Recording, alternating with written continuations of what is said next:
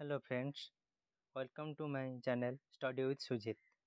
तो यहाँ आम चैनल सेकेंड वीडियो। तो ये वीडियो आम देखा चाहते कि आम सिटी एग्जाम आसता 2016 प्रश्नपत्र ओडिया व्याकरण। तो चलतु डेरी नक भिडियो स्टार्ट करवा। तो देखो ये आमर देती शुद्ध बनान आपण भी पर भिडियो मुझ शुद्ध बनान शब्द नहीं आसवि। तो देखी दिखाँ ये सठिक शब्द चिन्ह माने यार शब्दर सठिक बनानटा कौन हम। देखो गोटे अच्छी ऑप्शन ए रे अच्छी आप आशीष आ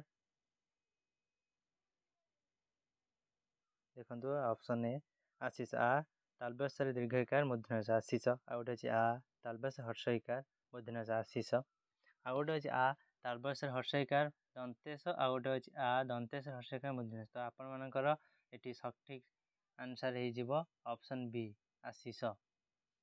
तो ये अच्छी तापर सेकेंड क्वेश्चन आमर सेकेंड क्वेश्चन अच्छे आप महानदी में 10 फुट पानी बहुची ए केउंटी विशेषण पद। आप कौन आप जानते विशेषण पद कौन। विशेषण पद हूँ विशेष पद को जहाँ विशेषित करे ताकू विशेषण पद कह जाए। आम विशेष पदर कि गुण अवस्था कि तार परिमाण कि संपर्क जोटा बुझाव से कहते आम मैंने। तो ये विशेष पद किए महानदी। महानदी में पानी बहुची के 10 फुट्र। तो ये आम आंसर हो विशेषण पदटी कौटा हम आप विशेषण पद हो 10 फुट ऑप्शन बी। तापर चलते नेक्स्ट क्वेश्चन अच्छे आपर ध्वनि शब्दटीर विपरीत शब्द कौन है। तो ध्वनि विपरीत शब्द देखो ऑप्शन दे ऑप्शन ए निर्ध्वनि, ऑप्शन बी निर्धन, ऑप्शन सी भिकारी, ऑप्शन डी गरीब। तो ये आपण मैंने ध्वनि शब्द देखिए ध्वनि निर्धनी पे भावुते कि निर्धनी केवे हेनी। निर्धनी गोटे भूल आंसर। तो ये हम आमर ऑप्शन बी निर्धन। ये देखिए ये आपण विपरीत शब्द भी गोटे वीडियो आम आनिबा। तो पिला माने जदि आपण माने मो वीडियोटी भल लगुच तो देखिकी आपण माने चैनल टी सब्सक्राइब करेंगे और यहीपर वीडियो आने यदि आपण माने चाहते तो कमेंट बॉक्स में जन दिंतु। चलते आम नेक्स्ट क्वेश्चन आड़ को जावा। प्रतिमा सामाजिक विज्ञान में भल पड़े ए प्रत्ययटी की चिन्ह। तो आपण मैंने ऑप्शन ए समाज प्लस इक, ऑप्शन बी सामाज युक्त इक, ऑप्शन सी सामाज युक्त इक, ऑप्शन डी अच्छी समाज युक्त दीर्घ इक। तो आप ऑप्शन सी हम करेक्ट आंसर। तब देखु आम निम्नलिखित मध्यरु सठिक शब्दटी को चिन्ह। आप ऑप्शन ए अच्छी मूर्धन्य आकार, ऑप्शन बी अच्छी दंतेश आकार, ऑप्शन सी अच्छी दंतेश आकार मूर्धाण हलन एंड तापर डी अच्छी षटमासिक। तो आप करेक्ट ऑप्शन हो ऑप्शन ए षाण्मासिक।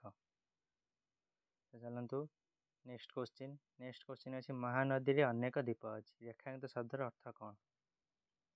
ये रेखांकित शब्द प्रिंटिंग मिस्टेक होती देखीदे द्वीप अच्छी रेखांकित शब्द। तो ये महानदी अनेक द्वीप अच्छी रेखांकित शब्द द्वीपर अर्थ द्वीप। ये द्वीपर अर्थ आप जानते आलोक शिखा। तो द्वीपर अर्थ हस्ती तो हेनी।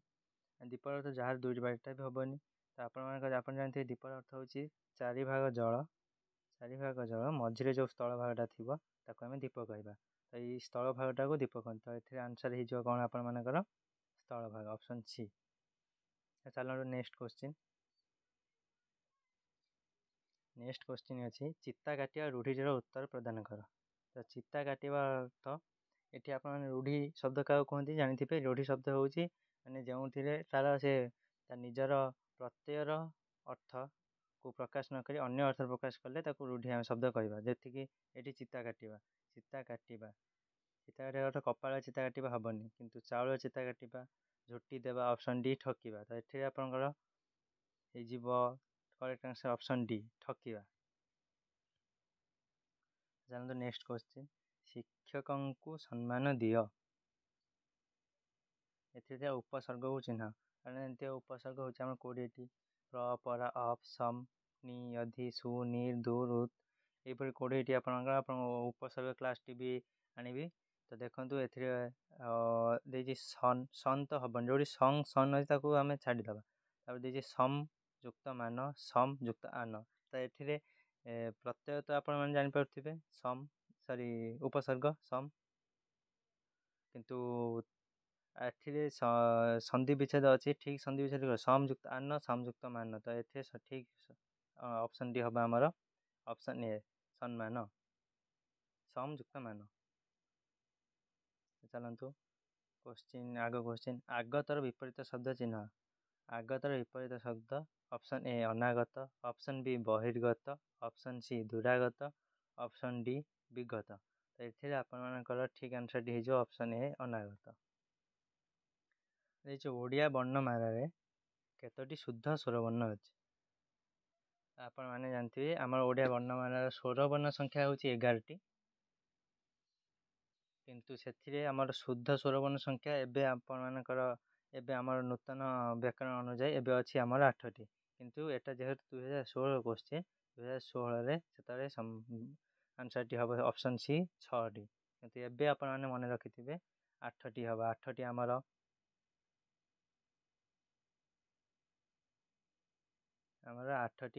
ହେଉଛି ଶୁଦ୍ଧ ସ୍ୱରବର୍ଣ୍ଣ।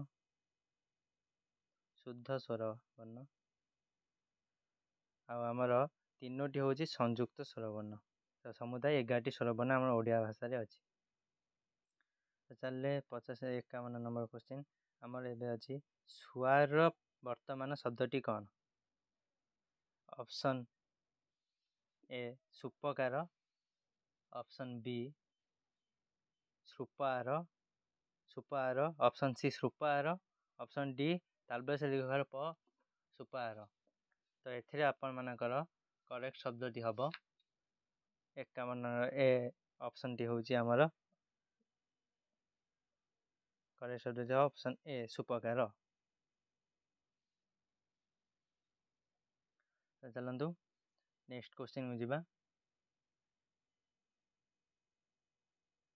ନିମ୍ନଲିଖିତ ମଧ୍ୟରୁ ସଠିକ୍ ଶବ୍ଦଟିକୁ ବାଛ। ଦେଖ ଆପଣମାନଙ୍କ ପୁଣି ଏକ ଶୁଦ୍ଧ ବନାନ ଶବ୍ଦଟି ଆସିଛି। ଅପସନ୍ ଏ ଦନ୍ତେଶ ମର ଦୀର୍ଘକାର ହ ସମୂହ, ଅପସନ୍ ବି ଦନ୍ତେଶ ମର ହର୍ଷକାର ହ ସମୂହ, ଆଉ ଗୋଟେ ଆମର ଅଛି ସମୂହ ହରେ ଚନ୍ଦ୍ରବିନ୍ଦୁ ଅଛି, ଆଉ ଗୋଟେ ଅଛି ଆମର ଏମୁହ। ତ ଏଥିରେ ଶୁଦ୍ଧ ଶବ୍ଦ ହେବା ଆପଣମାନେ ଜାଣିଥିବେ ସମୂହର ଶୁଦ୍ଧ ବନାନ ଶବ୍ଦ ଦନ୍ତେଶ ମରେ ଦୀର୍ଘକାର ହ। ତ ଏଥିପାଇଁ ଆପଣଙ୍କ କରେକ୍ଟ ଅପସନ୍ ହେଇଯିବ ଅପସନ୍ ଏ ସମୂହ। ଚାଲନ୍ତୁ ନେକ୍ସଟ କୋଶ୍ଚିନ୍। ଶିକ୍ଷକ ଛାତ୍ରମାନଙ୍କୁ ପାଠ ପଢ଼ାଇଲେ। ଏଥିରେ ଥିବା କ୍ରିୟା ପଦଟିକୁ ଚିହ୍ନ। ତ ଆପଣ ଜାଣିଥିବେ ଶିକ୍ଷକ ଛାତ୍ରମାନଙ୍କୁ ପାଠ ପଢ଼ାଇଲେ। ତ ଏଠି ଜାଣିଥିବେ ଶିକ୍ଷକ ହେଉଛନ୍ତି ଆମର କର୍ତ୍ତା ହେବେ। ସେ କାମ ହେଉଛି ପାଠ, କିନ୍ତୁ ସେ କ'ଣ କଲେ ଶିକ୍ଷକ ଛାତ୍ରମାନଙ୍କୁ ପାଠ ପଢ଼ାଇଲେ। ଏଥିରେ ଥିବା କ୍ରିୟାପଦ ହେବ ଯେଉଁଟା ଆମର କ୍ରିୟାପଦ କାହାକୁ କହନ୍ତି? ପଢ଼ିବା। ଆମର କ୍ରିୟାପଦ ଗୁଡ଼ିକ ପଢ଼ିବା, ଖାଇବା, ପିଇବା, ଏଗୁଡ଼ା ସବୁ ଆମେ କ୍ରିୟାପଦ କହିବା ଯେଉଁଟାକି କର୍ତ୍ତା ଯାହା କରେ। ଏଠି ଶିକ୍ଷକ କ'ଣ କରୁଛନ୍ତି? ପାଠ ପଢ଼ାଉଛନ୍ତି। ତ ଏଠି କରେକ୍ଟ ଅପସନ୍ କ୍ରିୟାପଦଟି ହେବ ପଢ଼ାଇଲେ। ଚାଲନ୍ତୁ ନେକ୍ସଟ କୋଶ୍ଚିନ୍। ଏଠି ଦେଇଛି ଆଖି ଦେଖାଇବା। ଆଖି ଦେଖାଇବା ରୂଢ଼ିଟିର ସଠିକ୍ ଉତ୍ତର ପ୍ରଦାନ କର। ଆଖି ଦେଖାଇବା ଏଠି ଦେଇଛି ଅପସନ୍ ଏ ନଜର ପକାଇବା, ଅପସନ୍ ବି ଆଖିରେ ଆଖି ମିଶାଇବା, ଅପସନ୍ ସି ଆଖି ପରୀକ୍ଷା କରିବା, ଅପସନ୍ ଡି ଭୟ କରାଇବା। ତ ଏଥିରେ ଆମର ଆଖି ଦେଖାଇବା ରୂଢ଼ିର ଶବ୍ଦ ଅର୍ଥ ହେଉଛି, ତ ମୁଁ ଆପଣଙ୍କ ପାଇଁ ରୂଢ଼ିର ଗୋଟେ ଏକ୍ସଟ୍ରା କ୍ଲାସ୍ ନେଇକି ଆସିବି।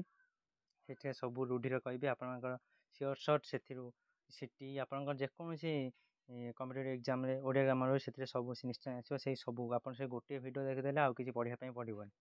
ତ ମୁଁ ନେଇକି ଆସିବି। ତ ଏଥିରେ କରେକ୍ଟ ଅପସନ୍ ହେଉଛି ଆମର ଅପସନ୍ ଡି ଭୟ କରାଇବା।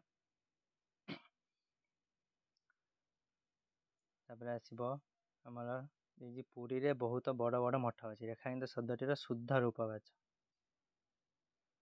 ଏଥିରେ ପୁରୀର ବର୍ଣ୍ଣନା ଆପଣ ଜାଣିଥିବେ। ପୁରୀର ବର୍ଣ୍ଣନା ଦେଖନ୍ତି ଅପସନ୍ ଏ ପର ହର୍ଷଉକାର ରରେ ଦୀର୍ଘକାର ପୁରୀ, ତାର ଅଛି ପର ଦୀର୍ଘକାର ର ଦୀର୍ଘଇକାର, ଆଉ ଗୋଟେ ହେଉଛି ପର ହର୍ଷଉକାର ର ହର୍ଷଇକାର, ଆଉ ଗୋଟେ ହେଉଛି ପର ଦୀର୍ଘକାର ର ହର୍ଷଇକାର। ତ ଏଥିରେ ଆପଣମାନଙ୍କର ଶୁଦ୍ଧ ଶବ୍ଦଟି ହେଇଯିବ ପରେ ହର୍ଷଉକାର ରରେ ଦୀର୍ଘଇକାର। ତ ଏଥିରେ କରେକ୍ଟ ଅପସନ୍ ହେଇଯିବ ଆମର ଅପସନ୍ ଏ। ଆଉ ବୋଧେ ନାହିଁ। ତ ଆଜି ପାଇଁ ଏତିକି। ଆପଣମାନଙ୍କର ଆପଣମାନଙ୍କୁ ଏଇଭଳି ଭିଡ଼ିଓ ଯଦି ଭଲ ଲାଗୁଛି ତ ଏଇଭଳି ଭିଡ଼ିଓ ଆଣିବା ପାଇଁ ହେଲେ ଆପଣ ମୋତେ କମେଣ୍ଟ ବକ୍ସରେ ଜଣାଇ ଦିଅନ୍ତୁ ଏବଂ ଯଦି ଭଲ ଲାଗିଲା ତ କିଛି କମେଣ୍ଟ କରି ଯାଆନ୍ତୁ ଆଉ ଭିଡ଼ିଓଟିକୁ ଲାଇକ୍ କରନ୍ତୁ ଆଉ ଚ୍ୟାନେଲଟିକୁ ସବସ୍କ୍ରାଇବ୍ କରନ୍ତୁ ଏଇଭଳି ଭିଡ଼ିଓ ପାଇଁ ଧନ୍ୟବାଦ।